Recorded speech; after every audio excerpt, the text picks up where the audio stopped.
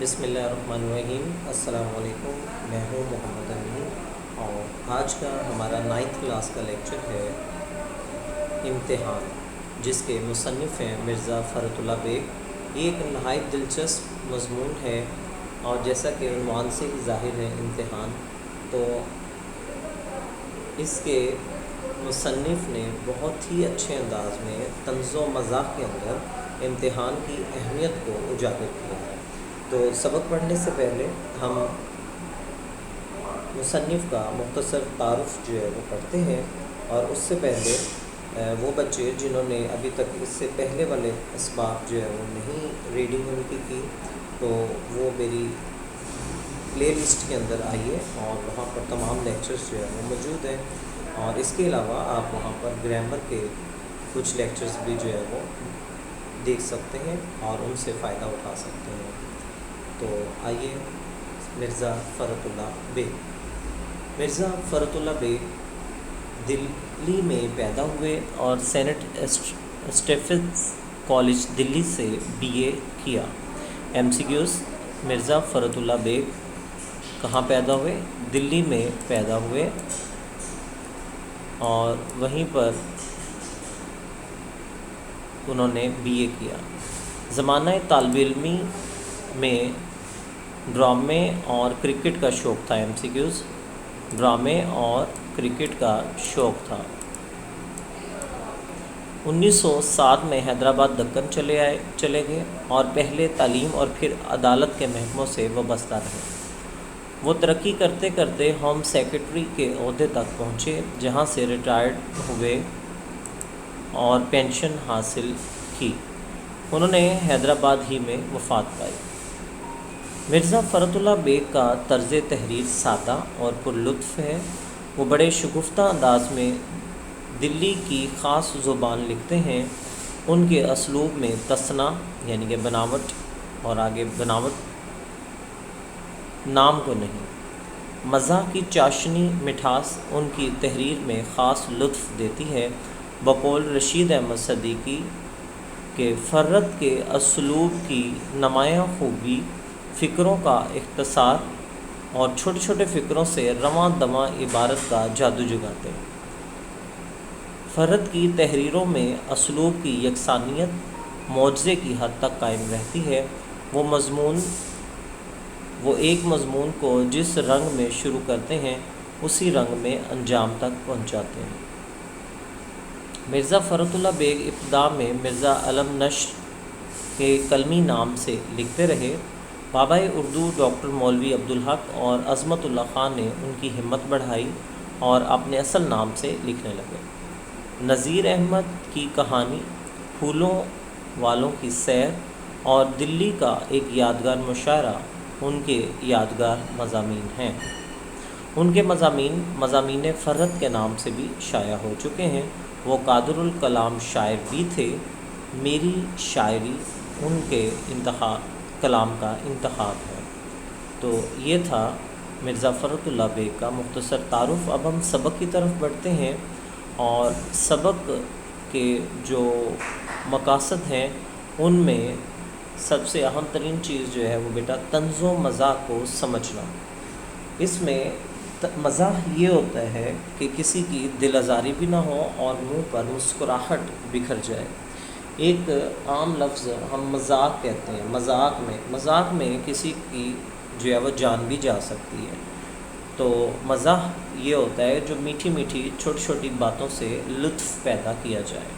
تو آج کا یہ سبق ایگزامینیشن یعنی کہ امتحان، تو نہ ہوئی گر میرے پرچوں سے تسلی تو نہ صحیح، امتحان اور بھی باقی ہیں تو یہ بھی نہ صحیح۔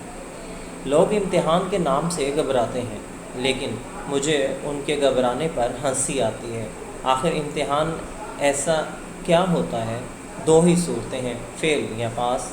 اس سال کامیاب نہ ہوئے، آئندہ سال صحیح۔ میں اپنے دوستوں اور ہم جماعتوں کو دیکھتا تھا کہ جوں امتحان کے دن قریب آتے جاتے ان کے حواس، ان کا دماغ مختل اور ان کی صورت اتنی سی نکل آتی۔ جی ایکسکیوز می۔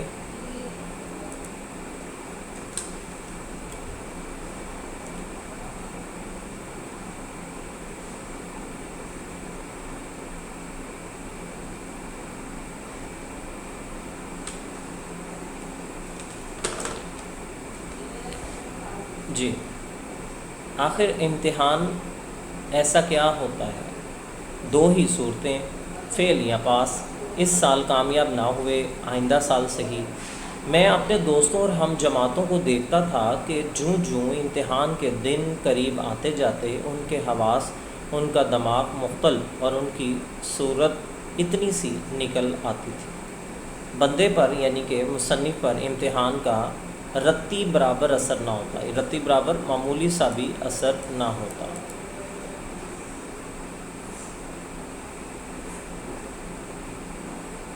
اور نہ اب بھی اس کے ختم ہو جانے کا افسوس۔ امیدواروں کا مجمع، نئی نئی صورتیں، عجیب عجیب خیالات، یہ ایسی چیزیں ہیں جن سے کبھی دل سیر نہیں ہو سکتا، بھر نہیں سکتا۔ جی چاہتا ہے کہ تمام عمر امتحان ہوئے جائیں لیکن پڑھنے اور یاد کرنے کی شرط اٹھا دی جائے۔ کیا خیال ہے بچوں؟ میری سنیے، مصنف کہتا ہے 2 سال میں لا کلاس کا کورس پورا کیا، مگر کس طرح؟ لا کلاس قانون امتحان، وہ جو لا کا ہوتا ہے یعنی قانون کا امتحان پاس کیا۔ کتنے سال میں؟ ایم سی کیوز 2 سال۔ شام کو یاروں کے ساتھ ٹہلنے نکلتا، واپسی کے وقت لا کلاس میں بھی جھانک آتا۔ منشی صاحب دوست تھے اور لیکچرار صاحب پڑھنے میں مستغرق، ہر وقت جو ہے وہ مصروف عمل، حاضری کی تکمیل میں کچھ دشواری نہ تھی۔ اب آپ ہی بتائیے کہ لا کلاس میں شریک ہونے سے میرے کسی مشغلے میں فرق آ سکتا تھا؟ والد صاحب قبلہ خوش تھے کہ بیٹے کو قانون کا شوق ہو چلا ہے۔ کسی زمانے میں بڑے بڑے وکیلوں کے کان کترے گا، محاورہ جی، کان کترے گا یعنی کہ دوسروں کو نیچا دکھائے گا، یعنی کہ بڑے بڑے وکیلوں میں اپنا نام پیدا کرے گا۔ ہم بھی بے فکر تھے کہ چلو 2 برس تک تو کوئی محنت کے لیے کہہ ہی نہیں سکتا، بعد میں دیکھیے کون جیتا ہے اور کون مرتا ہے۔ لیکن زمانہ آنکھ بند کیے گزر جاتا ہے۔ 2 سال ایسے گزر گئے جیسے ہوا۔ ایم سی کیوز بورڈ میں آیا ہے، MCQs underline کیجیے گا، ہوا۔ لا کلاس کا صداقت نامہ بھی مل گیا۔ لا کلاس کا صداقت نامہ، یہاں پہ مراد جو ہے رول نمبر سلپ کو کہا جاتا ہے۔ اب کیا تھا، والدین امتحان وکالت کی تیاری کے لیے سر ہو گئے، مگر میں بھی ایک ذات شریف ہوں۔ ایک بڑھیا اور بوڑھے کو دھوکہ دینا کیا بڑی بات ہے؟ میں نے تقاضا کیا کہ علیحدہ کمرہ مل جائے تو محنت کروں، بال بچوں کی گڑبڑ میں مجھ سے کچھ نہیں ہو سکتا۔ چند روز اسی ہیلے سے ٹال دیے، لیکن تابکے کب تک؟ بڑی بی نے آپ نے سونے کا کمرہ خالی کر دیا۔ لوچ۔ اب میں دوسری چال چلا۔ دروازوں میں شیشے تھے، ان پر کاغذ چپکا دیا، لیمپ روشن کر کے آرام سے 7 بجے سو جاتا اور صبح 9 اٹھتا، 9 بجے۔ اگر کسی نے آواز دی اور آنکھ کھل گئی تو ڈانٹ دیا کہ خواہ مخواہ میری پڑھائی میں خلل ڈال دیا، گو کہ وہ پڑھتا نہیں تھا، سو رہا ہوتا تھا۔ اگر آنکھ نہ کھلی اور صبح کو سونے کا الزام لگایا گیا تو کہہ دیا کہ میں پڑھتے وقت کوئی جواب نہ دوں گا، آئندہ کوئی مجھے دکھ نہ کرے، یعنی کہ تنگ نہ کرے۔ بعض وقت ایسا ہوا کہ لیمپ بھڑک کر چمنی سیاہ ہو گئی، چونکہ اس وقت پرانا زمانہ تھا، مٹی کے تیل کی چمنی اور لیمپ جلائے جاتے تھے، تو وہ سیاہ ہو جاتی، اور میری زیادہ محنت کا نتیجہ سمجھی جاتی کہ واہ واہ بچہ تو ساری رات پڑھتا رہا۔ بعض وقت والدہ کہتے بھی تھے کہ اتنی محنت نہ کیا کرو، لیکن میں زمانے کی ترقی کا نقشہ کھینچ کر ان کا دل خوش کر دیتا۔ خدا خدا کر کے یہ مشکل بھی آسان ہو گئی، امتحان کا زمانہ قریب آیا۔ میں نے گھر میں بہت کہا کہ ابھی میں امتحان کے لیے جیسا چاہیے ویسا تیار نہیں ہوں، یعنی کہ جیسے بچوں کی عادت ہوتی ہے، تو لیکن میری مسلسل حاضری لا کلاس اور شبانہ روز محنت نے ان کے دلوں پر سکہ بٹھا رکھا تھا۔ انہیں پکا یقین تھا کہ ہمارا بچہ بورڈ میں پہلی پوزیشن لے گا۔ تو آج کل کی جیسے صورتحال ہے تو آپ کا بھی دل چاہ رہا ہوگا کہ بس امتحان نہ ہو اور نتیجہ آتا چلا جائے اور ہم سب پاس ہوتے چلے جائیں۔ تو وہ کب ماننے والے تھے؟ پھر بھی احتیاطاً اپنے بچاؤ کے لیے ان سے کہہ دیا کہ اگر میں فیل ہو جاؤں تو اس کی ذمہ داری مجھ پر نہ ہوگی، کیونکہ میں اپنے آپ کو ابھی اس امتحان کے قابل نہیں پاتا۔ لیکن والد صاحب مسکرا کر بولے کہ امتحان سے کیوں ڈر جاتے ہو؟ جب محنت کی ہے تو شریک بھی ہو جاؤ، کامیابی اور ناکامیابی تو خدا کے ہاتھ میں ہے۔ مرد بعید کے ہراساں نہ شد، مرد وہی جو بالکل نہ ڈرے۔ میں نے تقدیر اور تدبیر پر ایک چھوٹا سا لیکچر دے کر ثابت کر دیا کہ تدبیر کوئی چیز نہیں، تقدیر سے تمام دنیا کے کام چلتے ہیں۔ جی میں بابا کے چینل میں لائک کریں اور نہ سب